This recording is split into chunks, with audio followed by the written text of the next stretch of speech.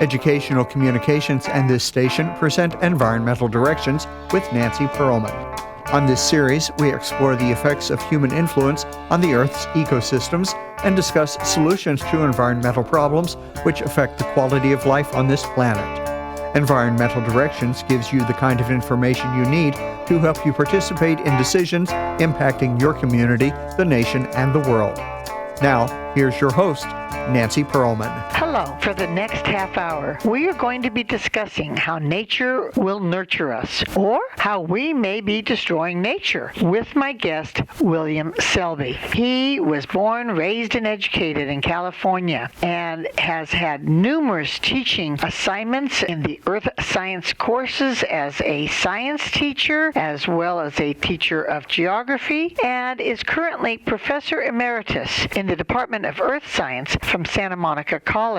He's also been a visiting professor at the University of California Systems. William Selby has led hundreds of field classes throughout the state and beyond with thousands of his colleagues and students. He helped establish an environmental program at Santa Monica College, served as a consultant for films such as Dry Times and The Community, and produced field guide booklets. His enduring 550-page book, Rediscovering the Golden State, California Geography, is in its fourth edition. He carries decades of personal and professional weather observations and climate research experiences from numerous sources, including the National Weather Service, into his latest project and his book, California Sky Watcher, Understanding Weather Patterns and What Comes Next. He continues to explore and research, reconnect people to their natural world, and shares his discoveries with audiences throughout the state. Welcome back to Environmental Directions. It's great to be with you, Nancy. Thanks for having me. Your books, your work is so fascinating, and I so much enjoyed our past interview. Since then, you recently received the Outstanding Educator Award from the California Geographical Society. And of course, you also maintain your memberships with the American Meteorological Society, the American Association of Geographers, the National Science Teaching Association, the Union of Concerned Scientists, and the California Native Plant Society. You are staying active in trying to have people connect with nature. And I'm wondering, can we really do it in the urban environment? Well, we have to, and why not? Here's an example. When you walk out your door or you look out the window, what are you really looking at? And I'm trying to encourage folks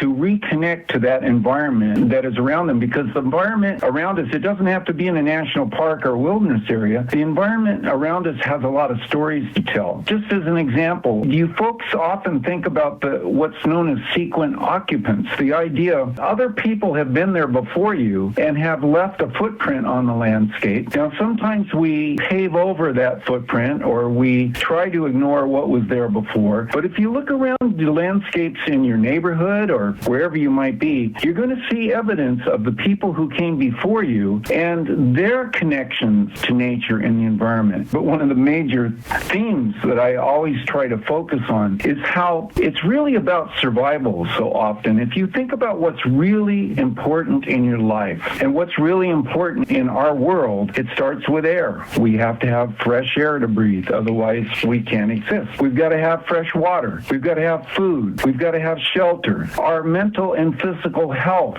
is obviously most important, or we can't have all of those other things that we love in our lives, our relationships, shopping if that's what you like, and all the other experiences we have are dependent upon our mental and physical health. And those resources, air, water, food, shelter, that nature provides for us. So it's sort of going back to reality here. Our popular culture tries to pull us away from those realities. And the result of that is a lot of physical and mental illness. What I'm trying to do is get folks to reconnect to that nature that surrounds them. We know how important it is to get out of doors, to get out of the buildings. And of course, nowadays we spend so much time inside on our computers, but I'm distressed when I'm outside jogging, walking, seeing people not even looking at what's around them. They're looking at their cell phone. Yeah. When I run in the neighborhood, I am distressed that most of the plants and trees are not native, and so we don't get all that native wildlife. We see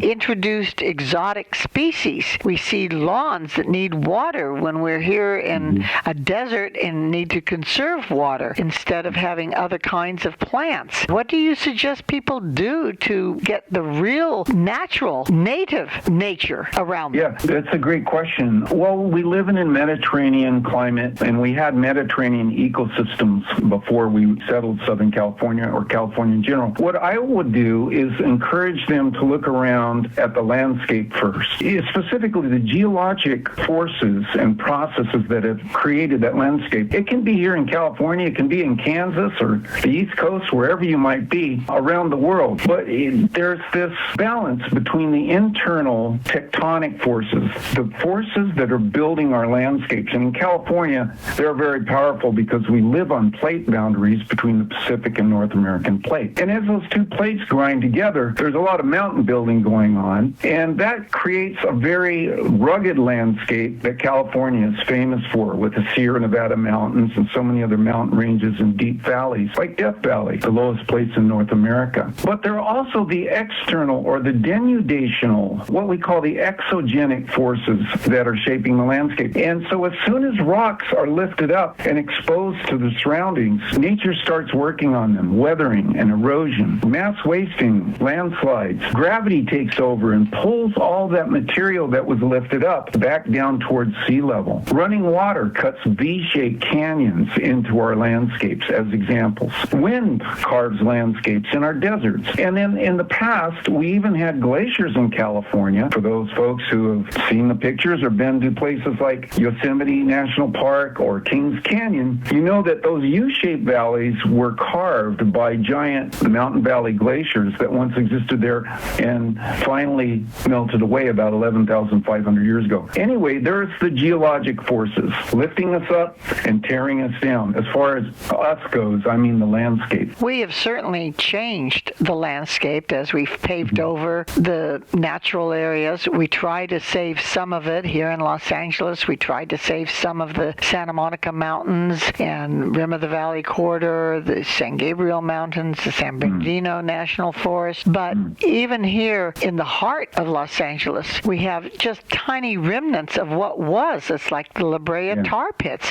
There was oil here. There were swamps and rivers that you could canoe 20 miles from L.A. down to the Los Angeles port. We don't see much of that anymore. Right. It allows us to forget about what was here when we came here. And that's partially what I'm trying to do, too, is get people reconnected to the past. An example would be the weather and climate of our region is changing, but there are a lot of connections to what it was like 1,000 years ago or 2,000 years ago, and we can look at the plant communities around the area that haven't been disturbed and understand that a little bit better. But to continue with what I had started with the geology, the other thing that people forget about is 50% of the view, 50% of their experience, and you could argue even more, is with the air and the sky. I mean, that's 50% of what we look at when we go outside. And so I think people are beginning to reconnect to their weather and climate out of necessity because it's changing, and we have this weather whiplash that's been going on that I write about on our website and in the book as well. But yeah, we do have a Mediterranean climate, which is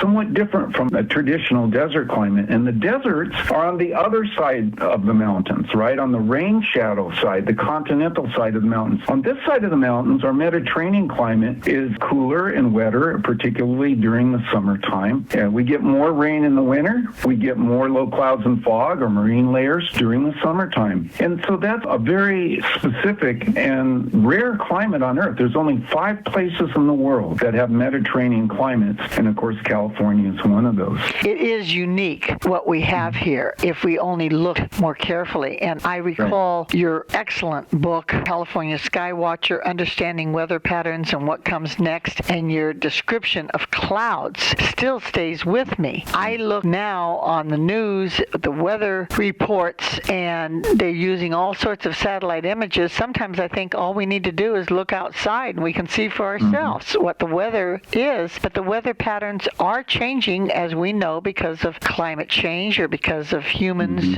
creating pollution that's causing the weather, the climate. You better explain the difference between climate and weather.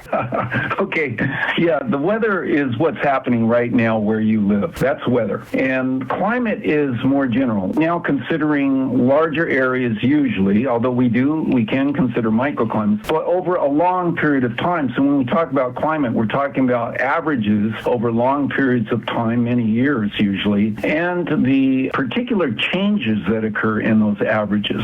So that's climate. And so they are somewhat different. It's important to keep that in mind because the weather we're experiencing today can be quite different from the climatological average, as anyone knows. That's been more true, or I should say truer over the last several years, and folks have noticed how the seasons aren't changing as they once were. And this was a perfect example of that this year. I have I think it's a really cool website story that I just completed that covers our entire rainy season, I'll put that in quotes, rainy season, from October to May, and how strange the weather has behaved from long periods of heat, the hottest March we've ever experienced by far, and then short periods of very heavy rain, and then long periods of heat again. Anyway, that has challenged us in many ways, not only to adapt to these changes in the weather, but when we think about the hydrology of California, here's another example when you go outside where you can think about these things. The hydrology of California has changed too, because this year was a perfect example. We get a heavy snow up in the Sierra Nevada mountains and our other mountain ranges, and then we get a heat wave like in March, and it melted all the snow away. And so when we get to the summer, we end up without a snowpack that we used to have in the old days, if you want to call it that. And so our rivers and streams aren't flowing as they did in the summer and late summer when they were taking that snow melt and carrying it down into the ocean.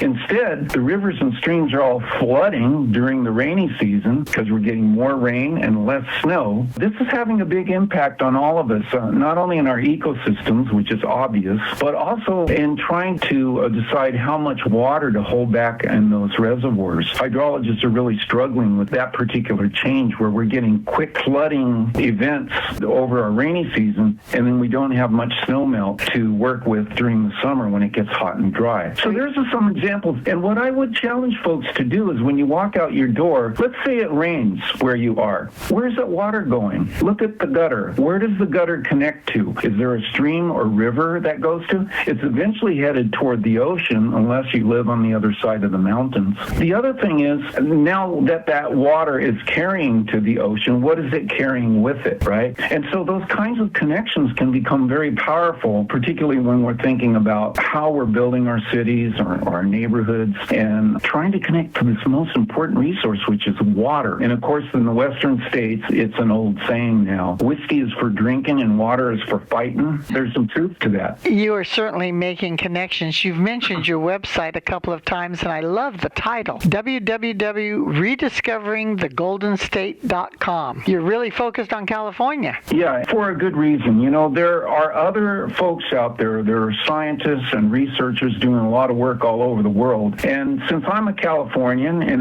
most of my experiences have been here, although I have traveled and taken students all over the world as well, from Mexico to Tahiti to Belize and Europe as an example, or as examples. Anyway, yeah, that is very important because I think if someone were to come here from another place, and that has happened in California, I think too often, and they stay here for a month and they write a book on California, I think that's a lot different and a lot different perspective than someone who has lived here and grown up here their whole lives and studied and researched here as well. I'm so happy you've done that research. You have taken thousands of people into the field to look at nature. You have taught about it in the classroom. What have these students or the people on your field trips found most unusual when you explain the connection of people with nature? Wow, what a great question. Well, the first thing, you use the word connection, and I think that's one of the most important things that students or anyone can get from this, is that everything is connected. Every single thing we do is connected. Can I give you one specific example, though? Please. Risk.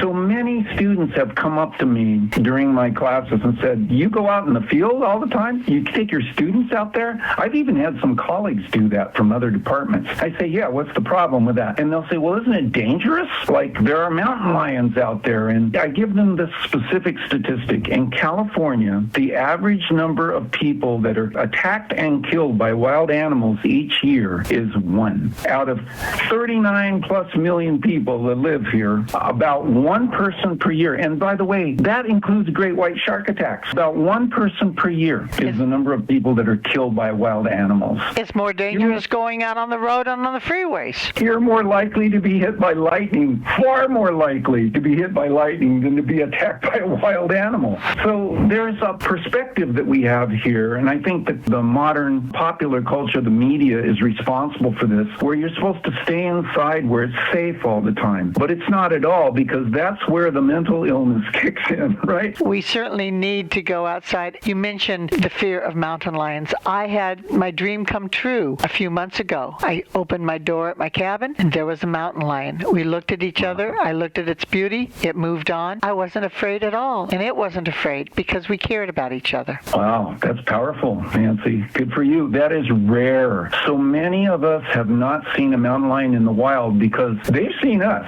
They're looking at us from a distance. They're very stealth. But to see one in the wild is really a treat. Lucky. Indeed, I felt very, very lucky. We're going to talk more about those discoveries and what's going on with our climate, our weather, our nature, our landscapes when we return in a moment with my guest, William Selby, Professor Emeritus in the Department of Earth Science at Santa Monica College. Environmental Directions with Nancy Perlman continues with further discussion of the world's critical ecological issues. For more information, you may call 310-559-9160 or go to www.ecoprojects.org. Now, here's Nancy.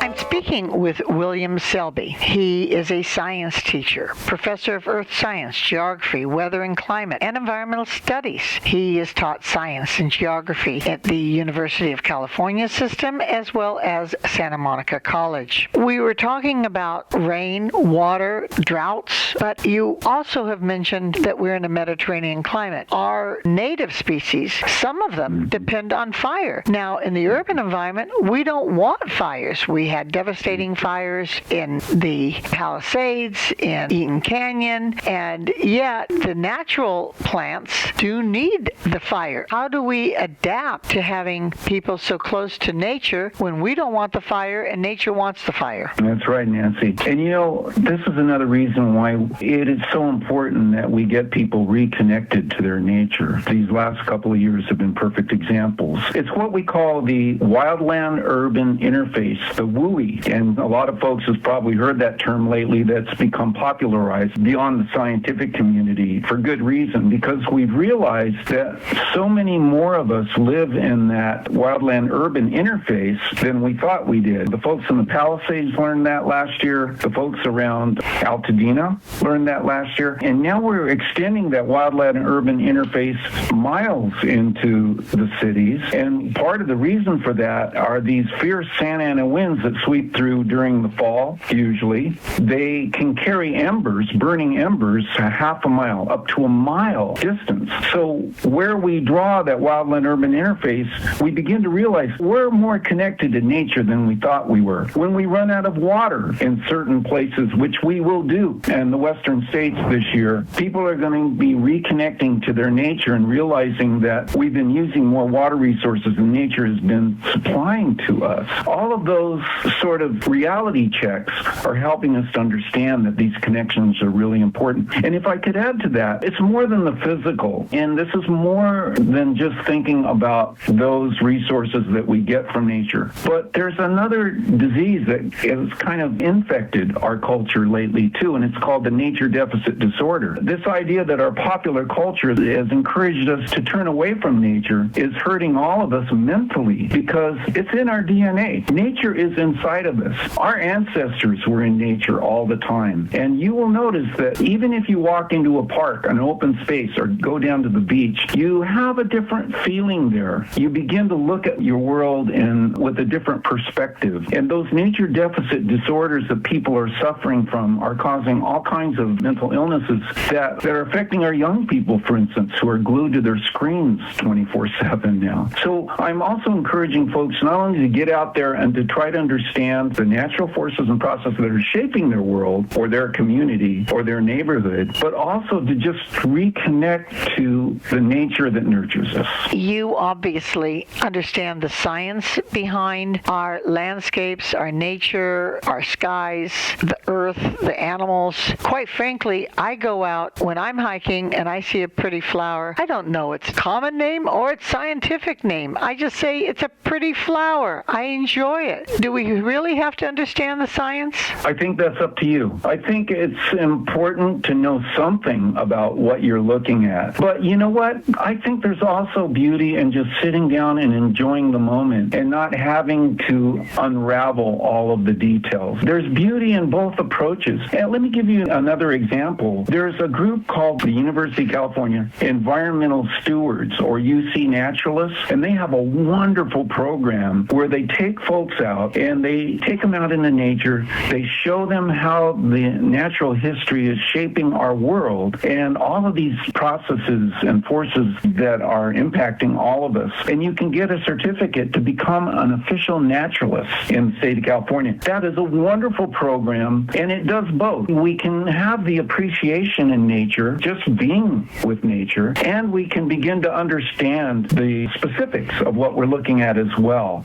I think both perspectives are valuable and beautiful. You have definitely, through your career, educated people about the importance of nature, protecting it, understanding it. You've been a science consultant on films such as Dry Times. Do you think the films, both nonfiction, documentaries, and fiction, are presenting the correct story when it comes to nature, climate, weather, what's going on with our landscapes, how we are interacting with the natural world? For the most part, yes. I think most of the folks that go to the trouble of making nature programs or researching about natural history are really dedicated to understanding nature better and to improving our relationship with nature. Let me give you some examples. There's Rachel Carson, who's no longer with us, who did a wonderful job decades ago reconnecting people to nature. We've got David Attenborough. Amazing that he's 100 years old and still educating the public about nature. Yeah. We've got Neil deGrasse Tyson,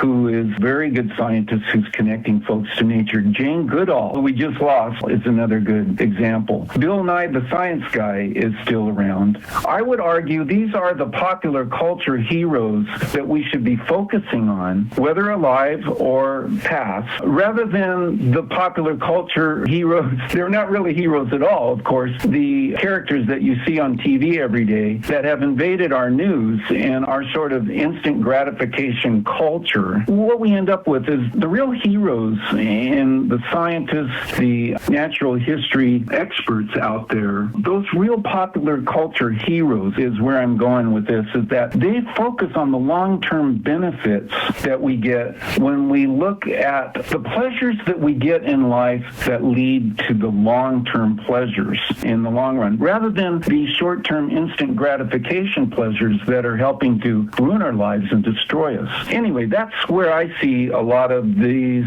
folks that are really doing the great work, where they're trying to direct us into a more positive future. I'm glad that we can try and have a positive attitude, because I see our ecosystems being destroyed, wildlife becoming not just endangered but extinct. You care about our geography. You wrote the book Rediscovering the Golden State, California Geography. And what's unique about California is it has so many different kinds of ecosystems. It's big, it's vast, it's varied, and we can enjoy so much of the natural world here in this state. But we also have to understand that the natural world does have risks, hazards. We talked about rain, droughts, fires, floods, wind, heat, cold, severe storms, earthquakes. Can humans do more to protect nature, to help us live with these natural processes? Sure. So much of this is about reconnecting to all of us rather than just worrying about what's going on in our neighborhood. Let me give you some examples. I often use the easy formula called the IPAT formula that expresses our issue here. It expresses the problem. The impact that humans have on the environment is equal to the population times the affluence of that group of people times the technology. And what this means is obviously more people make greater impacts on our environment. They demand more resources. resources. That makes sense. But also, for the most part, people who have the most affluence, the most money, tend to consume a lot more resources as well. So that's part of the formula. So the richer you are, it's likely that you can consume a lot more resources than if you're not so wealthy. And finally, it's the technology. And the technology is one of the keys here, because technology can be used to destroy nature, or it can be used to solve a lot of these problems. And before we get into the bad news, there's plenty of bad news out there. But there's plenty of good news too, Nancy. And I wanted to start with that rather than to end with it. Because if you think about the things that we've done in the past, a lot of times I hear young folks blaming the older generations for the problems that we have now. But think of the things we've accomplished. We kept the world from blowing up. We created this thing called nuclear weapons, and we haven't blown the world up yet. And so give us some credit for that. That's kind of a miracle when you think about it. We had a problem, you probably remember, in the 1970s and 80s, we figured out that we were destroying our ozone, and there was an ozone hole up in the stratosphere that was opening up and closing, and it got bigger every year. And we got to the point where if we didn't stop polluting the air with the various chemicals that we were putting up, that were drifting up there, that our ozone would be lost up there, and we wouldn't have that shield from UV radiation that we have today. We might not be able to go outside today or in the future if we hadn't have gotten together over 130 nations and solved that problem. So there's another problem that we saw. The air pollution in the Los Angeles area and throughout California is another one. We doubled the number of people in California, doubled the number of cars, yet we cut our air pollution in half since the 1970s. That's pretty impressive. So there's a lot of things that we've learned to do right, and there's a lot of things that we've done right. It's not just all bad. We've certainly learned to do some things right. I've been doing environmental work for decades and seeing some of the problems and pollution. We did get some laws passed. We did make some improvements, but the job isn't over. We have to do it. We have to be sure to keep the regulations, keep our public lands, stop doing the destructive actions that are unfortunately still happening here in Los Angeles, California, the United States, and the world, because this is a global issue. We've been talking about California locally, but shouldn't we also be caring about nature elsewhere in the world, globally? Sure. And let me give you some more statistics on this that sort of drive home the point. It's about Earth's biocapacity. How much or how many resources can Earth produce for us? Well, when we look at our population today, it looks like the Earth can generate about 3.7 acres worth of resources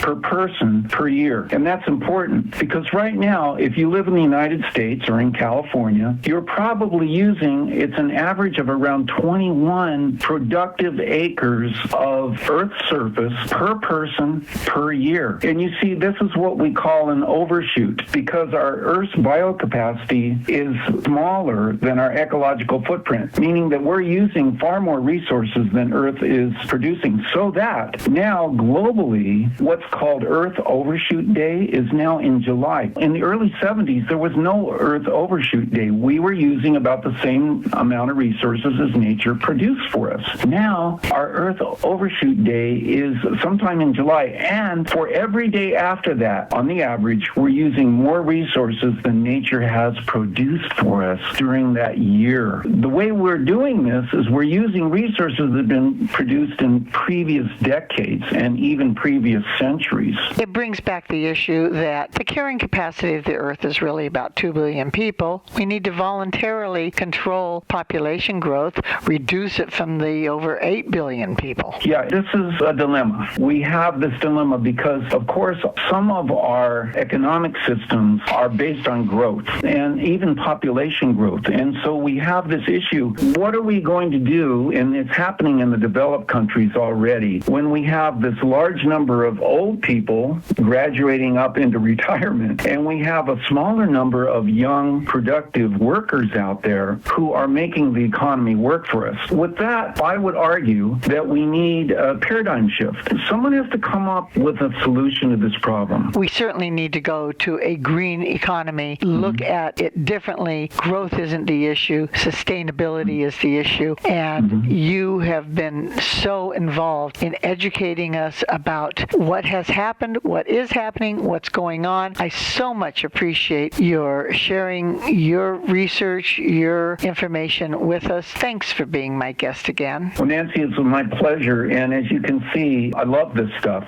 And I think that if more folks get out there and connect to our nature that nurtures us, I think they're going to love it too. You're going to end up with a much better life. You are so correct. Thank you so very much. I have been speaking with William Selby, Professor Emeritus in the Department of Earth Science from Santa Monica College. He's a naturalist and has authored many books about these issues. I'm Nancy Pearlman. Thank you very much for joining us, and do tune in again next week. If you would like free information about these environmental issues, go to www.ecoprojects.org or call 310-559-9160. Environmental Directions with your host, Nancy Pearlman, is a community affairs program of the nonprofit organization Educational Communications and this station.